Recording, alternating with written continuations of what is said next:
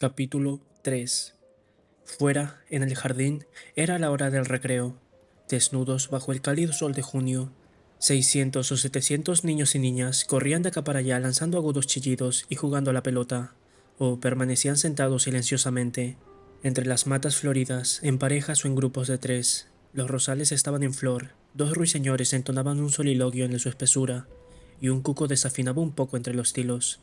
El aire vibraba con el zumbido de las abejas y los helicópteros. El director y los alumnos permanecieron algún tiempo contemplando un grupo de niños que jugaban a la pelota centrífuga. 20 de ellos formaban círculo alrededor de una torre de acero cromado. Había que arrojar la pelota a una plataforma colocada en lo alto de la torre.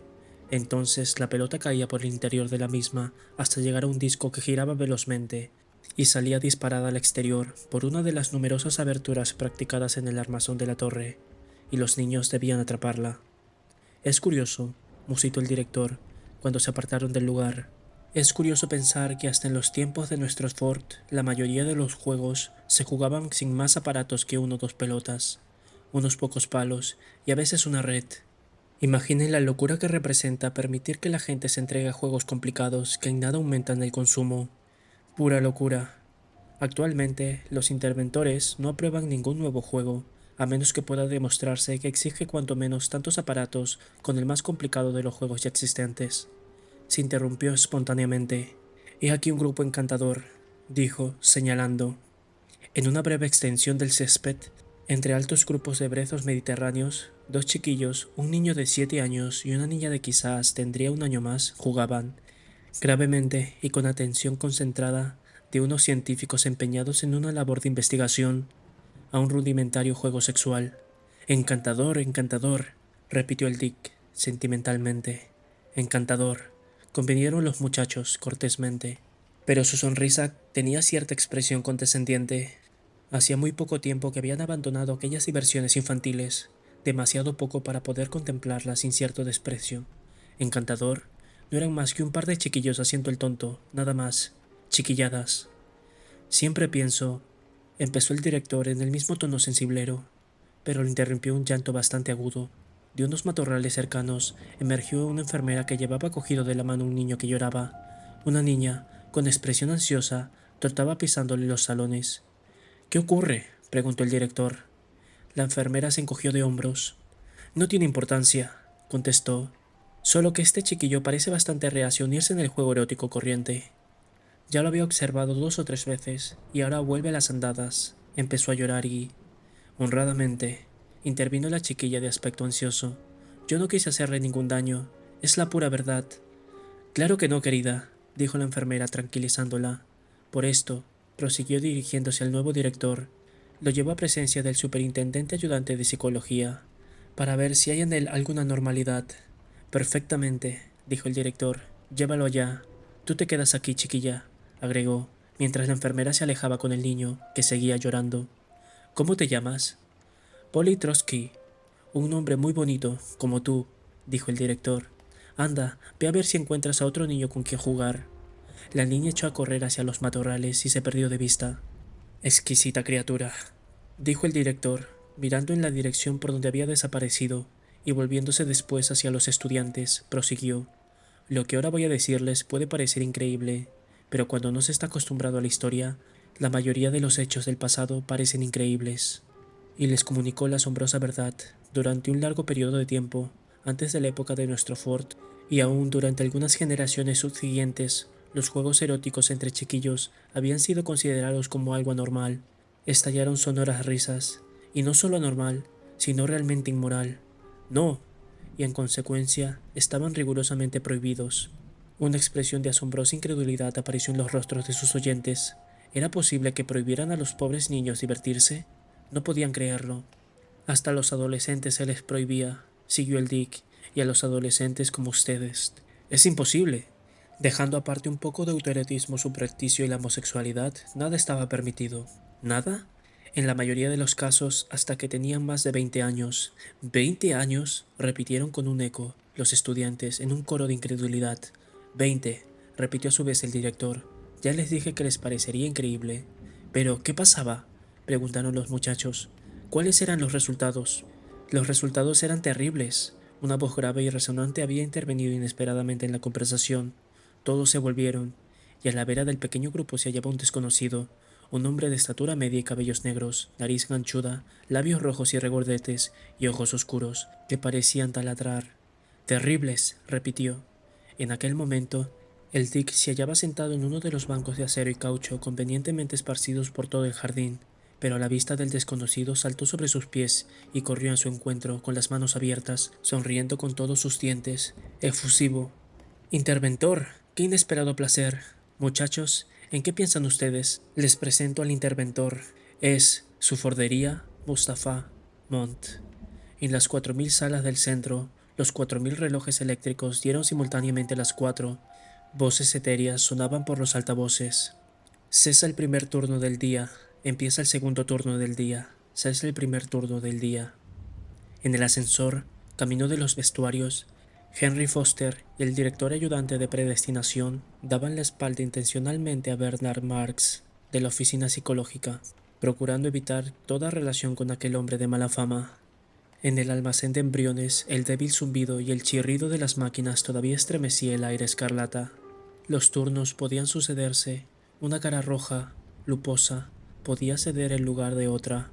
Majestáticamente y para siempre, los trenes seguían reptando con su carga futuros hombres y mujeres. Lenina Crowne se dirigió hacia la puerta. Su fordería Mustafa Mont. A los estudiantes casi se les salían los ojos de la cabeza. Mustafa Mont, el interventor residente de Europa Occidental, uno de los 10 interventores mundiales, uno de los 10, y se sentó en el banco, con el Dick, e iba a quedarse, sí, y hasta dirigirles la palabra, directamente de labios del propio Ford. Dos chiquillos morenos emergieron de uno de los matorrales cercanos, les miraron un momento con ojos muy abiertos y llenos de asombro, y luego volvieron a sus juegos entre las hojas. Todos ustedes recuerdan, dijo el interventor, con su voz fuerte y grave. Todos ustedes recuerdan, supongo, aquella hermosa y inspirada frase de nuestro Ford. La historia es una patraña, repitió lentamente. Una patraña. Hizo un ademán con la mano, y fue como si con un visible plumero hubiese quitado un poco de polvo.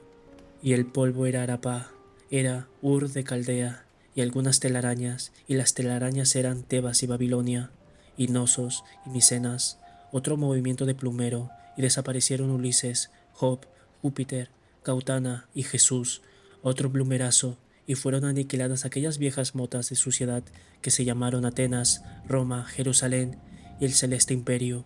Otro, y el lugar donde había estado Italia quedó desierto.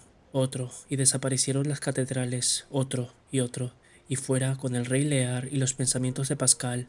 Otro, y basta de pasión. Otro, y basta de requiem. Otro, y basta de sinfonía. Otro plumerazo y... ¿Irás al Sensorama esta noche, Henry?, preguntó el predestinador ayudante. Me han dicho que el filme del Alhambra es estupendo. Hay una escena de amor sobre una alfombra de piel de oso. Dicen que es algo maravilloso. Aparecen reproducidos todos los pelos del oso, unos efectos táctiles asombrosos. Por esto no se les enseña historia, decía el interventor, pero ahora ha llegado el momento.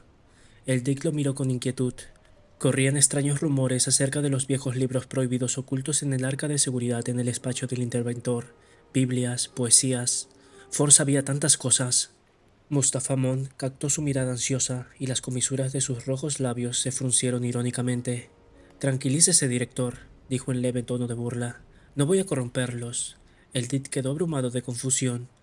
Los que se sienten despreciados procuran aparecer despectivos. La sonrisa que apareció en el rostro de Bernard Marx era ciertamente despreciativa. Todos los pelos del oso. Vaya. Haré todo lo posible por ir, dijo Henry Foster. Mustafa Mont se inclinó hacia adelante y agitó el dedo índice hacia ellos. Basta que intenten comprenderlo, dijo, y a su voz procuró un extraño escalofrío en los diafragmas de sus oyentes. Intenten comprender el efecto que producía tener una madre vivípara. De nuevo aquella palabra obscena. Pero esta vez a ninguno se le ocurrió siquiera la posibilidad de sonreír. Intenten imaginar lo que significaba vivir en la propia familia. Lo intentaron, pero, evidentemente sin éxito. ¿Y saben ustedes lo que era un hogar? Todos movieron negativamente la cabeza. Emergieron de su sótano oscuro y escarlata. Lelina Crowell subía 17 pisos. Torció a la derecha al salir del ascensor. Avanzó por un largo pasillo y abriendo la puerta del vestíbulo femenino, se zambulló en un caos ensordecedor de brazos, senos y ropa interior.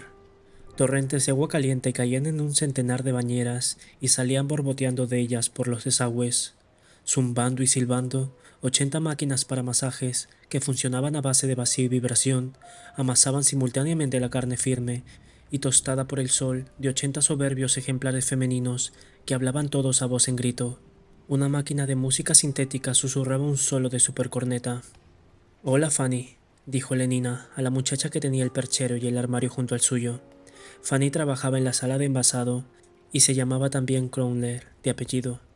Pero como entre los 2.000 millones de habitantes del planeta debían repartirse solo 10.000 nombres, esta coincidencia nada tenía de sorprendente. Lenina tiró de sus cremalleras, hacia abajo de la chaqueta, hacia abajo, con ambas manos, las dos cremalleras de los pantalones, y hacia abajo también para la ropa interior, y, sin más que las medias y los zapatos, se dirigió hacia el baño. Hogar, hogar, unos pocos cuartitos, superpoblados por un hombre, una mujer periódicamente embarazada y una turbamulta de niños y niñas de todas las edades, sin aire, sin espacio, una prisión no esterilizada, oscuridad, enfermedades y malos olores. La evocación que el interventor hizo del hogar fue tan vivida que uno de los muchachos, más sensible que los demás, palideció ante la mera descripción del mismo y estuvo a punto de marearse. Lenina salió del baño, se secó con la toalla, cogió un largo tubo flexible incrustado en la pared, apuntó con él a su pecho, como si dispusiera a suicidarse, y oprimió el gatillo. Una oleada de aire caliente la cubrió, de finísimos polvos de talco. 80 diferentes perfumes y agua de colonia se hallaban a su disposición con solo maniobrar los pequeños grifos situados en el borde del lavabo. Lenina abrió el tercero de la izquierda, se perfumó con esencia de Chipre y, llevando en la mano los zapatos y las medias, salió a ver si estaba libre alguno de los aparatos de masaje. Y el hogar era tan mezquino, psíquicamente como físicamente. Psíquicamente, era una conejera, un estercolero, lleno de fricciones a causa de la vida en común, hediondo a fuerza de emociones. Cuántas intimidades asfixiantes, cuántas peligrosas, insanas y obscenas relaciones entre los miembros del grupo familiar. Como una maníaca, la madre se preocupaba constantemente por los hijos, sus hijos. Se preocupaba por ellos, como una gata por sus pequeños, pero como una gata que supiera hablar, una gata que supiera decir, nene mío, una y otra vez, nene mío, y, oh, en mi pecho, sus manitas, su hambre, y ese placer mortal e indecible, hasta que al fin mi niño se duerme. Mi niño se ha dormido con una gota blanca de leche en la comisura de la boca. Mi hijito duerme. Sí, dijo Mufasa Mont, moviendo la cabeza. Con razón se estremecen ustedes. ¿Con quién saldrás esta noche?, preguntó Lenina, volviendo de su masaje con un resplandor rosado, como una perla iluminada desde dentro. Con nadie. Lenina arqueó las cejas, asombrada. Últimamente no me he encontrado muy bien, explicó Fanny. El doctor Wells me aconsejó tomar sucedáneo de embarazo. Pero si solo tienes 19 años. El primer sucedáneo de embarazo no es obligatorio hasta los 21. Ya lo sé, mujer, pero hay personas a quienes les conviene empezar antes. El doctor Wells me dijo que las morenas de pelvis ancha, como yo, deberían tomar el primer sucedáneo de embarazo a los 17. De modo que en realidad llevo 2 años de retraso y no de adelanto. Abrió la puerta de su armario y señaló la hilera de cajas y ampollas etiquetadas del primer estante. Jarabe de Corpus Luteum. Lenina leyó los nombres en voz alta. Ovalina fresca, garantizada. Fecha de caducidad, 1 de agosto de 632 después de Ford. Extracto de glándulas mamarias. Tómese 3 veces al día, antes de las comidas, con un poco de agua. Placentina. Inyectar 5 cc cada 3 días. Intravenosa. Uy, estremecióse Lenina. Con lo poco que me gustan las intravenosas, ¿y a ti? Tampoco me gustan, pero cuando son para nuestro bien. Fanny era una muchacha particularmente juiciosa. Nuestro Ford, o nuestro Freud, como, por alguna razón inescrutable, decidió llamarse a él mismo cuando hablaba de temas psicológicos. Nuestro Freud fue el primero en revelar los terribles peligros de la vida familiar. El mundo estaba lleno de padres y, por consiguiente, estaba lleno de miseria, lleno de madres y, por consiguiente, lleno de todas las formas de perversión, desde el sadismo hasta la castidad, lleno de hermanos, hermanas, tíos, tías y por ende lleno de locura y de suicidios. Y sin embargo, entre los salvajes de Samoa, en ciertas islas de la costa de Nueva Guinea, el sol tropical relucía como miel caliente sobre los cuerpos desnudos de los chiquillos que retozaban promiscuamente entre las flores de hibisco. El hogar estaba en cualquiera de las 20 casas con tejado de hojas de palmera. En las Trovians, la concepción era obra de los espíritus ancestrales. Nadie había oído hablar jamás de padre. Los extremos se tocan, dijo el interventor, por la sencilla razón de que fueron creados para tocarse. El doctor Wells dice que una cura de 3 meses a base de sucedáneo de embarazo mejorará mi salud durante los 3 o 4 años próximos. Espero que esté en lo cierto, dijo Lenina. Pero, Fanny, ¿de veras quieres decir que durante estos 3 meses se supone que no vas a... Oh, no, mujer, solo durante 1 o 2 semanas y nada más.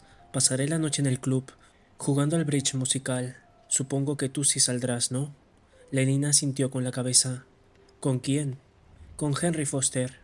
Otra vez, el rostro afable, un tanto lunar, de Fanny cobró una expresión de asombro dolido y reprobador.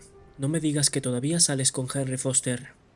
Madres, padres, hermanos y hermanas, pero había también maridos, mujeres, amantes, había también monogamia y romanticismo, aunque probablemente ustedes ignoren lo que es todo esto, dijo Mustafa Mont. Los estudiantes asintieron. Familia, monogamia, romanticismo, exclusivismo en todo una concentración del interés, una canalización del impulso y la energía, cuando lo cierto es que todo el mundo pertenece a todo el mundo, concluyó el interventor, citando el proverbio hipnopédico. Los estudiantes volvieron a sentir, con énfasis, aprobando una afirmación que 62.000 repeticiones en la oscuridad les habían obligado a aceptar, no solo como cierta, sino como axiomática, evidente, absolutamente indiscutible. Bueno, al fin y al cabo, protestó Lenina, solo hace unos 4 meses que salgo con Henry. ¿Solo 4 meses? Me gusta. Y lo que es peor, prosiguió Fanina, señalándola con un dedo acusador, es que en todo este tiempo no ha habido en tu vida nadie, excepto Henry, ¿verdad? Lenina se sonrojó violentamente, pero sus ojos y el tono de su voz siguieron desafiando a su amiga. No, nadie más, contestó, casi con truculencia. Y no veo por qué debería haber habido alguien más. Vaya, la niña no ve por qué, repitió Fanny, como dirigiéndose a un invisible oyente situado detrás del hombro izquierdo de Lenina. Luego, cambiando bruscamente de tono, añadió, en serio, la verdad es que creo que deberías andar con cuidado. Está muy mal eso de seguir así con el mismo hombre, a los 40 o 45 años, todavía.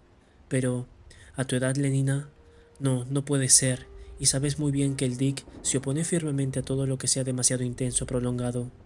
Imaginen un tubo que encierra agua a presión, los estudiantes se lo imaginaron. Practico en el mismo un solo agujero, dijo el interventor. ¡Qué hermoso chorro!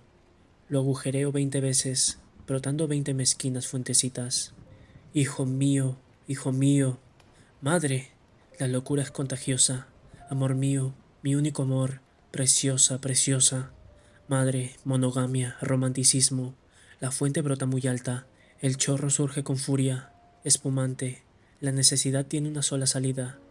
Amor mío, hijo mío. No es extraño que aquellos pobres premodernos estuvieran locos y fuesen desdichados y miserables. Su mundo no les permitía tomar las cosas con calma, no les permitía ser juiciosos, virtuosos, felices, con madres y amantes, con prohibiciones para cuya obediencia no habían sido condicionados, con las tentaciones y los remordimientos solitarios, con todas las enfermedades y el dolor eternamente aislante. No es de extrañar que sintieran intensamente las cosas y sintiéndolas así, y peor aún, en soledad, en un aislamiento individual sin esperanzas, ¿cómo podían ser estables? Claro que no tienes necesidad de dejarle, pero sal con algún otro de vez en cuando. Esto basta. Él va con otras muchachas, ¿no es verdad? Lena lo admitió. Claro que sí, Henry Foster es un perfecto caballero, siempre correcto. Además, tienes que pensar en el director. Ya sabes que es muy quisquilloso. Asintiendo con la cabeza, Lenina dijo, esta tarde me ha dado una palmadita en el trasero. ¿Lo ves? Fanny se mostraba triunfal. Esto te demuestra qué es lo que importa por encima de todo, el convencionalismo más estricto. Estabilidad, dijo el interventor, estabilidad. No cabe civilización alguna sin estabilidad social, y no hay estabilidad social sin estabilidad individual. Su voz sonaba como una trompeta. Escuchándole, los estudiantes se sentían más grandes, más ardientes. La máquina gira, gira y debe seguir girando, siempre. Si se para, es la muerte. 1 millar de millones se arrastraban por la corteza terrestre. Las ruedas empezaron a girar. En 150 años, llegaron a los 2 millones. Párense todas las ruedas. Al cabo de 150 semanas, de nuevo solo hay 1.000 millones. Miles y miles de hombres y mujeres han perecido de hambre. Las ruedas deben girar continuamente, pero no al azar. Debe haber hombres que los vigilen, hombres tan seguros con las mismas ruedas en sus ejes, hombres cuerdos, obedientes, estables en su contentamiento. Si gritan, hijo mío, madre mía, mi único amor, si chillan de dolor, deliran de fiebre, sufren a causa de la vejez y la pobreza, ¿cómo pueden cuidar de las ruedas? Y si no pueden cuidar de las ruedas, sería muy difícil enterrar o quemar los cadáveres de millares y millares y millares de hombres y mujeres. Y al fin y al cabo, el tono de voz de Fanny era un arrullo.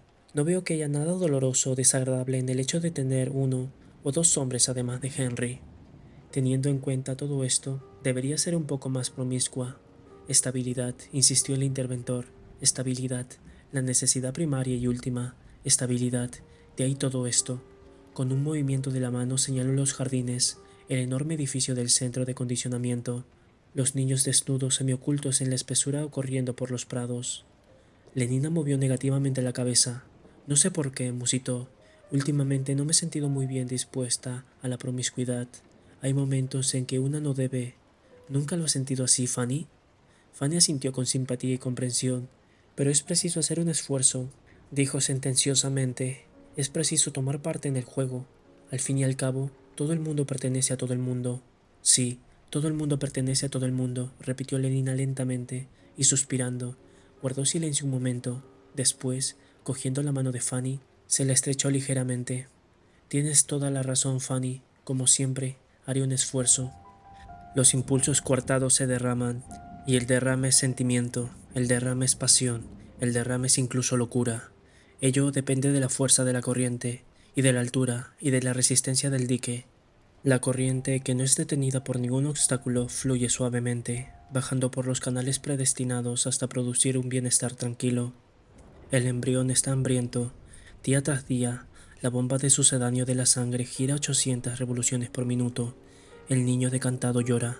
Inmediatamente aparece una enfermera con un frasco de secreción externa. Los sentimientos proliferan en el intervalo de tiempo entre el deseo y la consumación. Abrievad este intervalo. Derribad esos viejos diques innecesarios. Afortunados muchachos, dijo el interventor. Nos ahorraremos esfuerzos para hacer que sus vidas fuesen emocionalmente fáciles, para preservarles, en la medida de lo posible, de toda emoción. Ford está en su viejo carromato, murmuró el Dick. Todo marcha bien en el mundo. ¿Lenina Crowne? Dijo Henry Foster, repitiendo la pregunta del predestinador ayudante, mientras cerraba la cremallera de sus pantalones. Es una muchacha estupenda, maravillosamente neumática. Me sorprende que no la hayas poseído. La verdad es que no comprendo cómo pudo ser, dijo el predestinador ayudante, pero lo haré, en la primera ocasión. Desde su lugar, en el extremo opuesto de la nave del vestuario, Bernard Marx oyó lo que decían y palideció. Si quieres que te diga la verdad, dijo Lenina, lo cierto es que empiezo a aburrirme un poco a fuerza de no tener más que a Henry día tras día. Se puso la media de la pierna izquierda. ¿Conoces a Bernard Marx? Preguntó en un tono cuya excesiva indiferencia era evidentemente forzada. Fanny pareció sobresaltada. No me digas que... ¿Por qué no? Bernard es un alfa más. Además, me pidió que fuera una de las reservas para salvajes con él. Siempre he deseado ver una reserva para salvajes. Pero, ¿y su mala fama? ¿Qué me importa su reputación?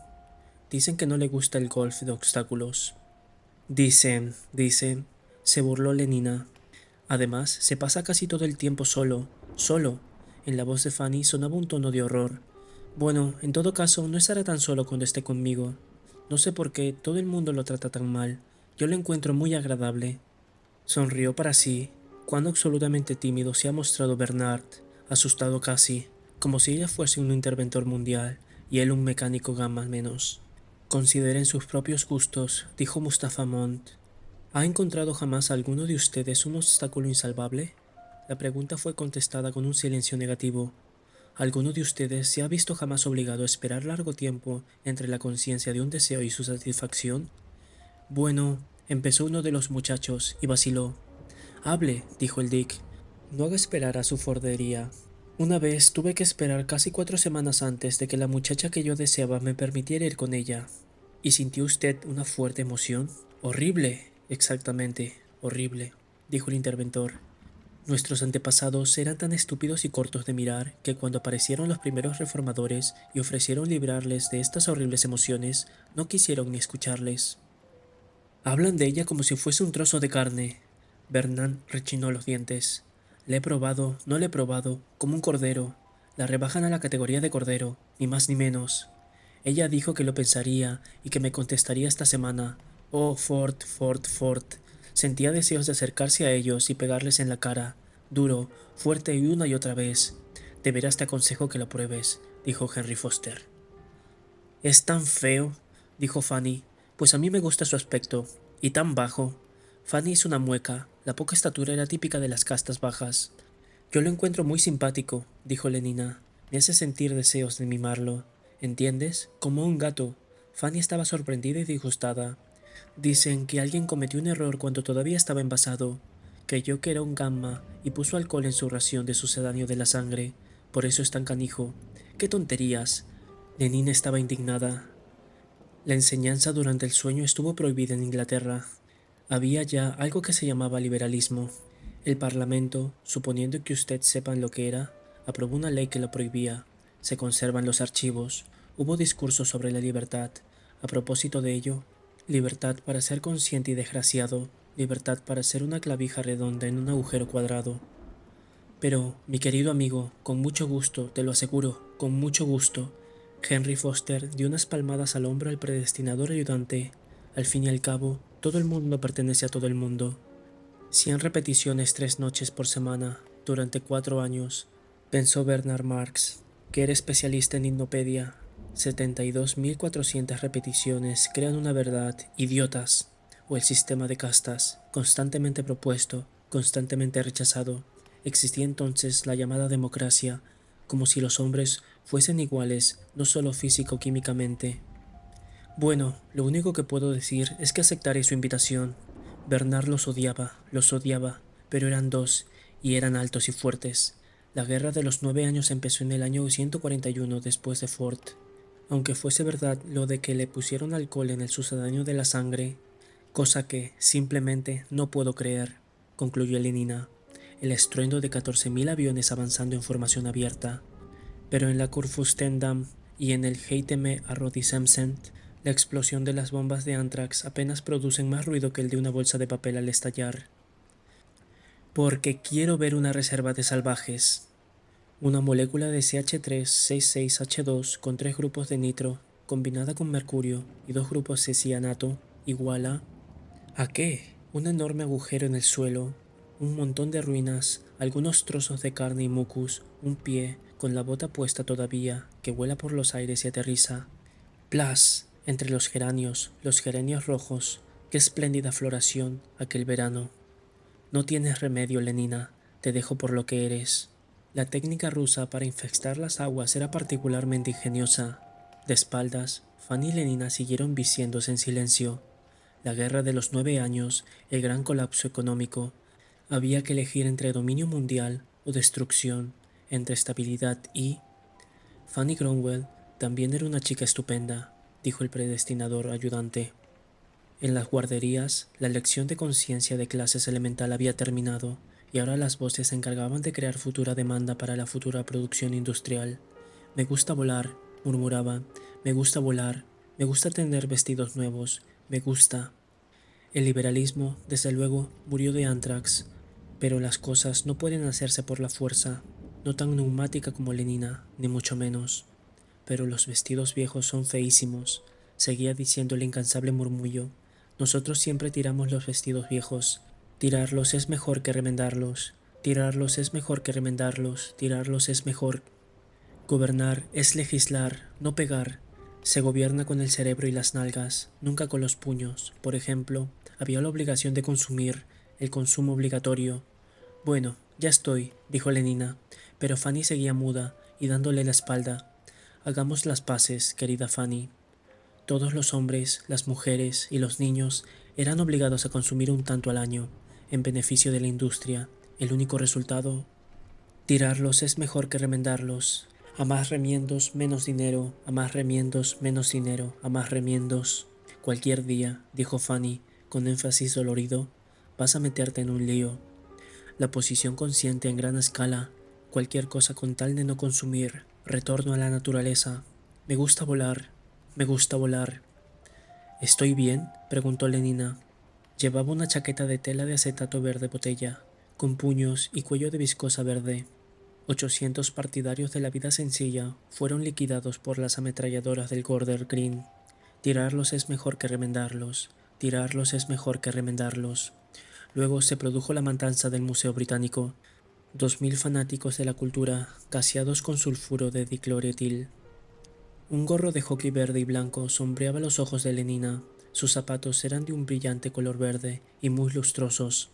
Al fin, dijo Mustafa Mont, los interventores comprendieron que el uso de la fuerza era inútil.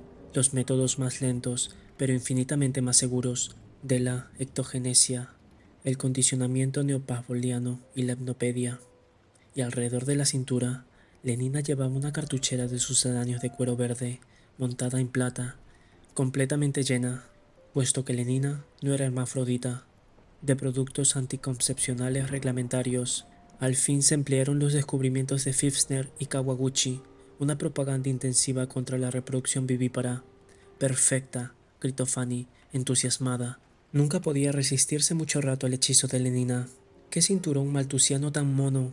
Coordinada con una campaña contra el pasado, con el cierre de los museos, la voladura de los monumentos históricos. Afortunadamente, la mayoría de ellos ya habían sido destruidos durante la Guerra de los 9 años, con la supresión de todos los libros publicados antes del año 150 después de Ford.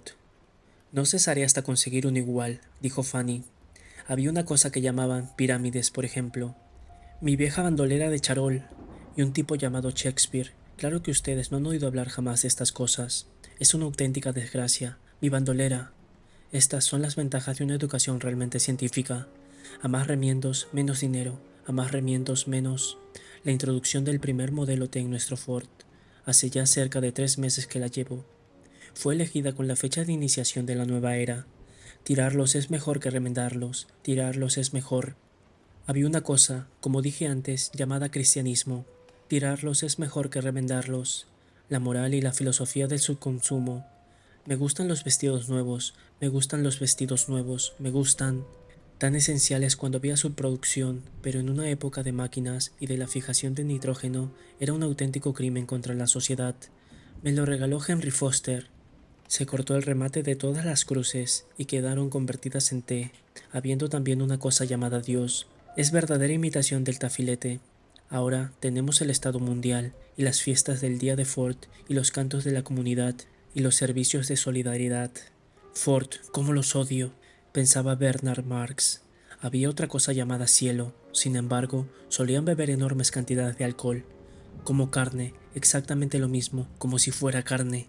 Había una cosa llamada alma y otra cosa llamada inmortalidad. Pregúntale a Henry dónde lo consiguió. Pero solían tomar morfina y cocaína, y lo peor del caso es que ella es la primera en considerarle como simple carne. En el año 178 después de Ford, se subvencionó a 2000 farmacólogos y bioquímicos. Parece malhumorado, dijo el predestinador ayudante, señalando a Bernard Marx. 6 años después se producía ya comercialmente la droga perfecta. Vamos a tirarle de la lengua.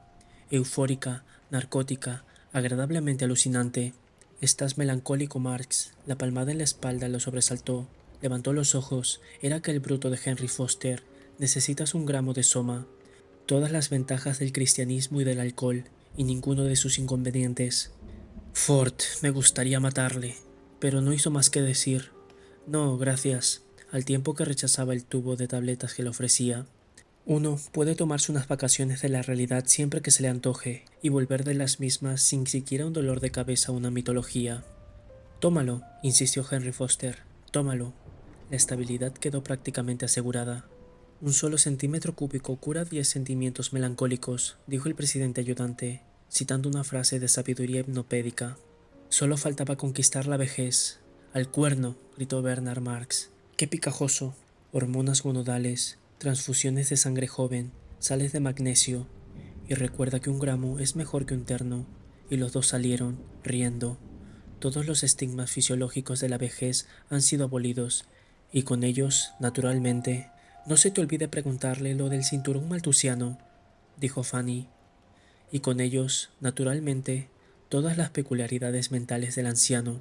Los caracteres permanecen constantes a través de toda la vida. 2 vueltas de golf de obstáculos que terminan antes de que oscurezca. Tengo que darme prisa. Trabajo, juegos, a los 60 años nuestras fuerzas son exactamente las mismas que a los 17. En la antigüedad, los viejos solían renunciar, retirarse, entregarse a la religión, pasarse el tiempo leyendo, pensando. Idiotas, cerdos, se decía Bernard Marx, mientras avanzaba por el pasillo en dirección al ascensor. En la actualidad, el progreso es tal que los ancianos trabajan, los ancianos cooperan, los ancianos no tienen tiempo ni ocios que no pueden llenar con el placer, ni un solo momento para sentarse y pensar, y si por desgracia se abriera alguna rendija de tiempo en la sólida sustancia de sus distracciones, siempre queda el soma, el delicioso soma, 0,5 gramo para una tarde de asueto, 1 gramo para un fin de semana, 2 gramos para un viaje al bello oriente, 3 para una oscura eternidad en la luna, y vuelven cuando se sienten ya al otro lado de la grieta, a salvo en la tierra firme del trabajo y la distracción cotidianos, pasando de sensorama a sensorama, de muchacha a muchacha neumática, de campo de golf electromagnético a... ¡Fuera, chiquilla! Gritó el Dick enojado. ¡Fuera, Peque! ¿No veis que el interventor está atareado? Id a hacer vuestros juegos eróticos a otra parte. Pobres chiquillos, dijo el interventor.